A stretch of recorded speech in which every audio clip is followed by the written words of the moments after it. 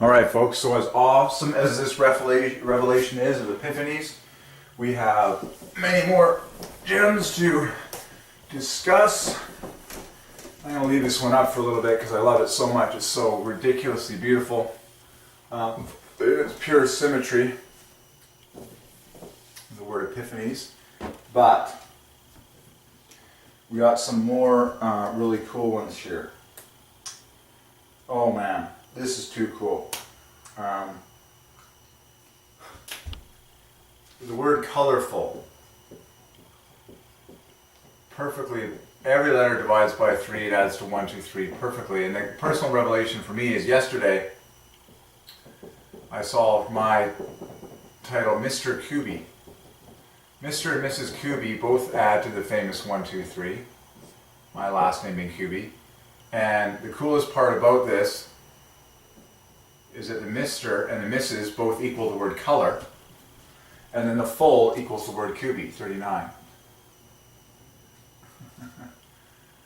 I just got these ones yesterday. Mr. Kubi and Mrs. Kubi are 84 plus 39 exactly, adding to 1, 2, 3 perfectly for the glory of the Triune God. And then colorful is 84 plus 39, the exact same values, adding to 1, 2, 3. And every letter in colorful divides by 3. So I am a colorful person. Colorful Mr. Kubi. Colorful Mrs. Kubi. Colorful, colorful, colorful. So many more gems here. Oh, this is my favorite. We finally cracked the word brilliant and the word excellent. Okay? And this is how they work that I'm seeing. Brilliant. And then excellent. And this is confirmed with the other words that make excellence. This is too obvious. Too obvious. Front and back are plus 2 over multiple of 3. These two differ by 3. These two are identical. And then the gold trains on the inside both equal the same value. They both equal 75. So that there's total dramatic equivalence between the word brilliant and the word excellent for the glory of the Trinity. In fact, they both have 2 double L's in the center. And then the second 2 letters divide by 3. In fact, what's really amazing is this X and the C make 27 here, and the R and the I make 27 as well. Genius. 2 L's both make 24. And then you've got these final 3 letters that make 24. So Ian is 9 plus 15, 24. Just clean that up. And then E-E-N make 24. Inside the word excellent. So 27, 24, 24. Genius. In the word brilliant and the word excellent. And then the lead-in letters and the end letters are plus 2, differ by 3 exactly. So the word brilliant is mathematically dead equal to the word excellent. Brilliant. Excellent. And brilliant. Just brilliant. Excellent. Brilliant. Excellent. Brilliant. Excellent. Feel the triangle in your voice. Brilliant. Excellent. Brilliant. Excellent. Brilliant. Excellent. Brilliant. Get visual in your mind when you say these words. Imagine a perfect equilateral triangle in your mind when you say the word brilliant. Brilliant. Excellent. It's the Triune God being glorified in every single one of these words. Brilliant. Excellent. And then, brilliant. Excellent. And then, this is really cool because when you talk about brilliance, God's brilliance, this is really obvious because, or God's excellence. Because then what you do is the E on the end now becomes the new +2. The T formerly was. And C is 3. So the C, which is 3, joins the party of 3s that we already had going. So you can talk about, oh, he is brilliant, or you can talk about God's brilliance.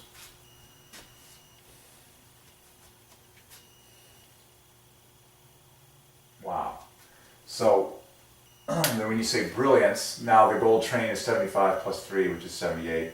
And you say excellence, same thing. And then you've got a +2 on the end. So this is the first, one of the first times that I've solved words that have +2 front and back. +2 on the beginning and on the end. And then we were talking about the word beautiful. It's the famous BE on the beginning. And I got another gem on that, and that is behold. To behold beauty. There's the BE. Hold divides by 3. Okay. Behold. Same thing, like beautiful. It starts with these 2 +2s. Behold beautiful. But it's always for the number 3, okay? Oh, something that is brilliant, something that is excellent, and finally something that is bright. You know, someone who is excellent and brilliant is a bright person. So again, B and the T +2, just like in brilliant. I just want to point out the obvious parallelism between the word brilliant and the word bright. You know, this is really obvious. Just screamingly obvious. In fact, it's just embarrassingly obvious. These first 2 letters in brilliant are dead equal with the first 2 letters in bright. And then these final 2 letters in the train make 15, and here they make 15 as well. So the word brilliant for the number 3 is mathematically identical to the word bright. Literally, you just chopped out these 3 center letters, which all divide by 3. Okay? Bright, brilliant. God is bright, God is brilliant.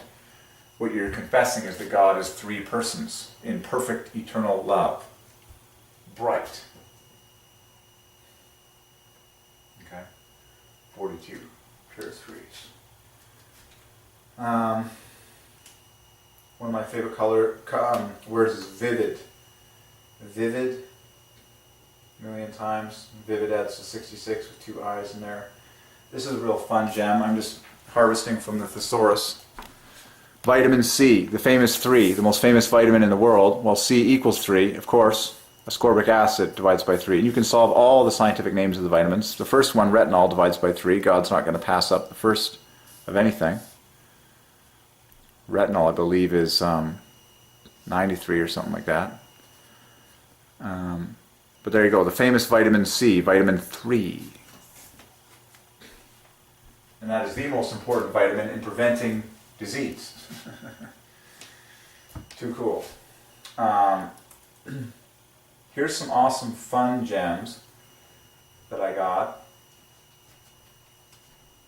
The word eyes equals love. And I was looking at the word vision. The word eyes equals love. Look into the eyes of the person. The gazer, the starer, the watcher, all of the onlooker. God is the gazer, the starer, the watcher, the onlooker. All these things divide by 3. And then 2 awesome phrases. Feast for the eyes divides by 3, and a sight for sore eyes. These are 2 famous, fun English phrases that we use to describe someone or something that is very beautiful to behold. We say they are a feast for the eyes, or that is a feast for the eyes, or it's a sight for sore eyes. Well, every single one of those words divides by 3. Every single one. And they're just pleasurable, poetic phrases. A feast for the eyes. Add that up. Every word divides by 3. Feast for the eyes. I don't know what it ultimately adds to. You can do the math. And then a sight for sore eyes. Sight divides by 3. 4 divides by 3. Sore divides by 3. Eyes divides by 3. I love preaching on words that people think are bad. Just when you think something is bad, guess again, God has a purpose for it to be redeemed. Are you feeling sore right now? Well, God has a plan to heal you. Okay? It's that simple. The word sore screams out the number 3. Just like the word suffer, just like the word trial, just like the word difficult. Okay? All of these things scream out the number 3. And I believe tribulation also divides by 3. Like it's just sore divides by 3. You know, how can you have a sight for sore eyes if you don't have sore eyes for some reason? Anyways, it's like, how can God be the most glorious thing in the universe if there aren't a lot of other things that are less glorious? God is always a sight for sore eyes. Okay? That means our eyes will have compared, you know, many things compared to God. So that God is a sight for sore eyes. It's like, yes, we will see many things in this life, some which are lesser than others in their desirability. And of course, God is the epitome of beauty. It's like, God is always a sight for sore eyes. The truths of the Bible, the truths of the eternal words of God are always a sight for sore eyes. Are you tired of looking at junk? Look at what God ordained in the words that you speak. It's a sight for sore eyes. It's perfection. Once again, because God speaks English and God is perfect, therefore English has to be perfect mathematically.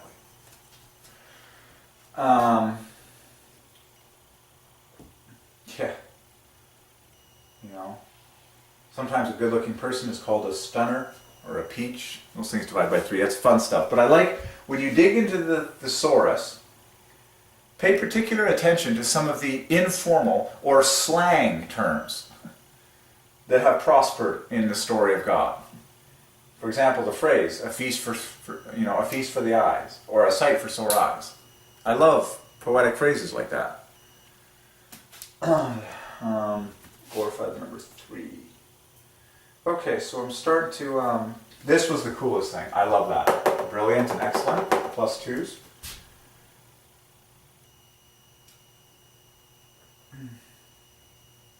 To gaze at someone, to stare at someone. The eyes. I want to preach on the fact that eyes equals love.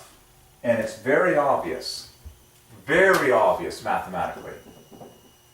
Both words can be split directly in half, and both words have a number of strokes that divide by 3. Both words can be split directly in half, with both halves making nearly equal values, okay? The first half of eyes, I'm going to zoom in here. But the first half of eyes is 30 points, and the second half is 24. First half of love is 27 points, the second half is 27 points. So that it's too obvious, the parallelism between the word eyes and the word love. 30, 24, 27, 27. These are perfectly balanced on either side of 27. These perfectly equal 27. The number of strokes to write the word eyes divides by 3. It is 12 in total, divides by 3. The number of strokes to write love is 9 in total. Both divide by 3, differing by 3. But it's like God ordained them to differ just so there's this beautiful 1-2 punch. So, now that you see the total, perfect, heavenly ordained symmetry between eyes and love, let's go on a magic carpet ride here. Okay? Eyes equals love. And by the way, whenever we say the word equals, that divides by 3. It just occurred to me that I'm really big on camera with this zoom in. I apologize. So equals is 18, 39, 51, 24, is 75 in 6 letters.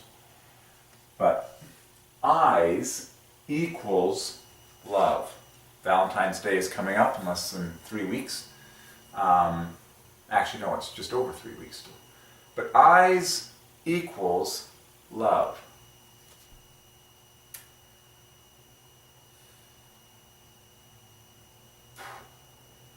This is just amazing. Eyes equals love. most obvious thing for me is what you look at is what you love. What you spend your time looking at shows you what you love. Do you love truth? Do you love staring at the truth in the Word of God? And then when you look into someone's eyes, do you see love? Oh man. The eyes are the window to the soul. So cool. Eyes equal love. Amazing. Obviously, when you're in love, you fix your eyes on a person. I marvel. Babies love to lock onto me with their eyes. Babies, they just love to have eye contact. They'll just stare at you forever. And when you move, they'll keep staring at you. Eyes equals love.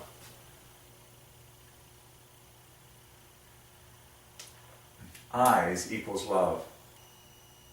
That's profound. I mean, it says a couple of things to me. It says the more personal eye contact you have in life, the richer you are in love. That's something you could say, at least on a human level. God's eyes, of course, that's profound. Eyes equals love. It's like attention.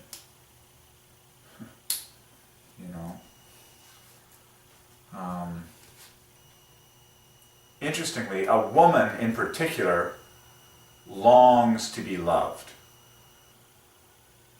And for a woman, that very often means eye time. Eye time. How much time, does she have people looking at her? The longing to be loved. The longing to be loved. To be looked at. I think it's very, very strong in women in particular, and God designed women to be the visual beauty of the two sexes. Like a woman just longs to be looked at. Eyes equal love. Look at her. And look in her eyes and don't turn away and, just attention. Look at me. It's amazing when you just look at little children, how much they like to be looked at. It's just crazy. Eyes equals love. Crazy. Crazy. I love that one. I really like that. I really like that. Who are you giving your eyes to? Who and or what are you giving your eyes to?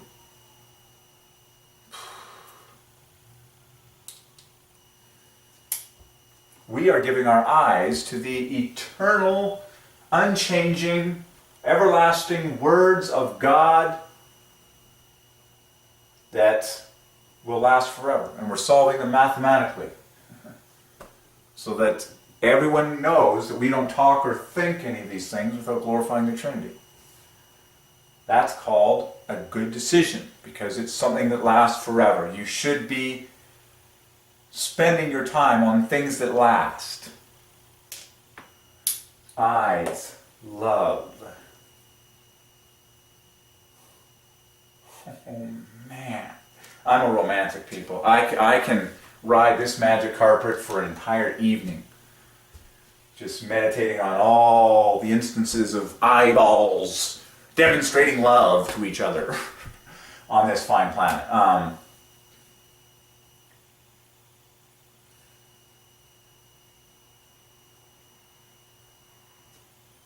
And Jesus, looking at him, loved him. Love that verse in the Bible. Jesus, looking at him, loved him.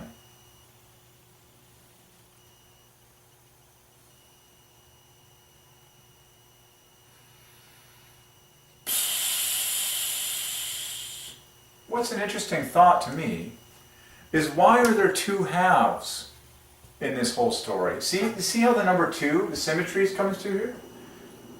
Notice we split the word eyes in half. And we split the word love in half. And there were two obvious halves. to the words eyes and love mathematically.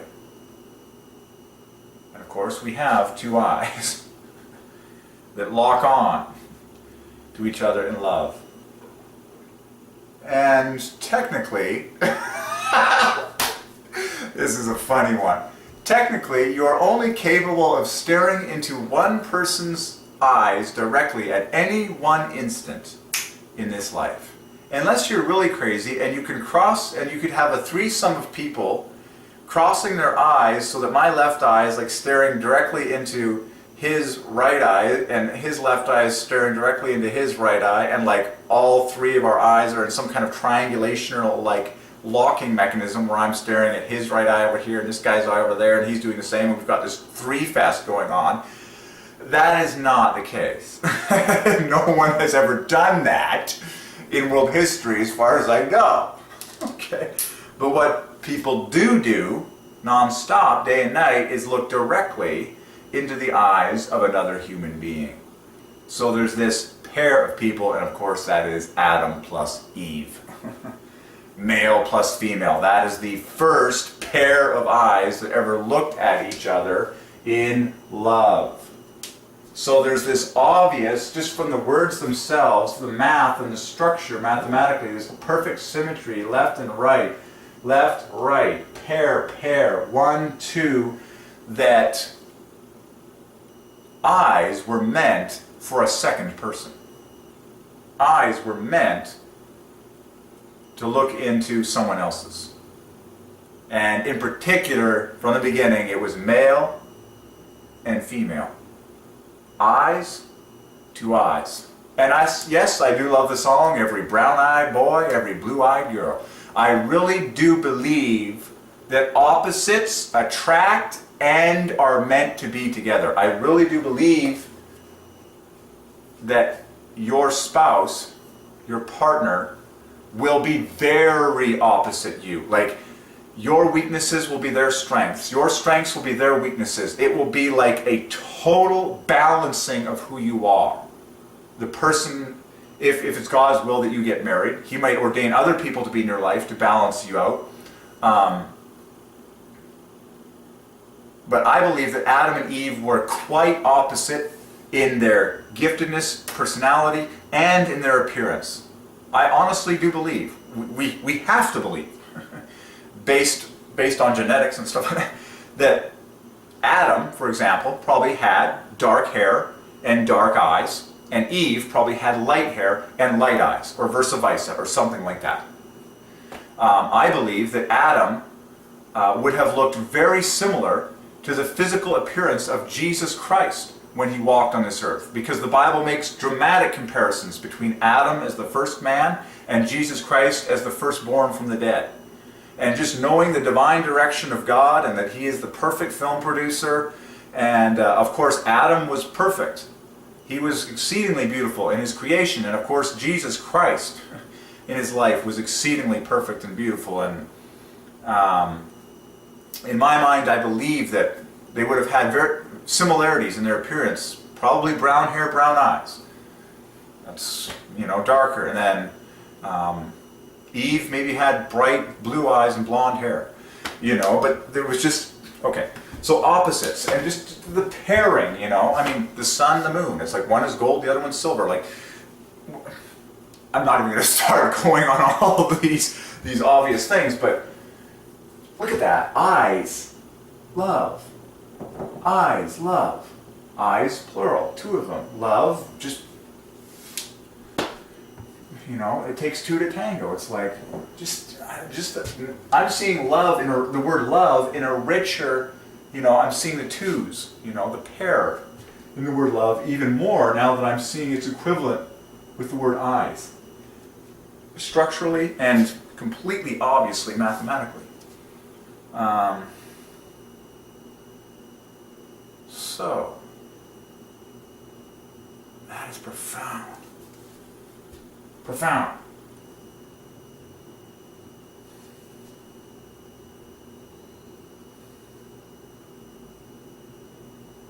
I believe also that it's very healthy for families to be large and for there to be a large number of children in the family. I believe that's healthy for balance. Read the numbers of children all through the Bible. All through the Bible. Families were big. Tons of kids. Lots of kids.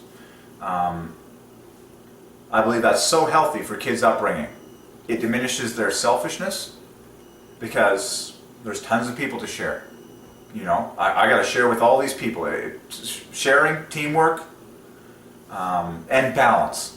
You know, if a family grows up with all boys, man, how are they gonna just know how to respect the certain things that a woman brings to the table at all times? If a family grows up with all girls, how are they going to know what guys are like? You know, how are they going to feel confident around men at an early age? Like, it's just, I strongly believe the more the merrier. Have as many kids as you possibly can before God decides it's over. Okay?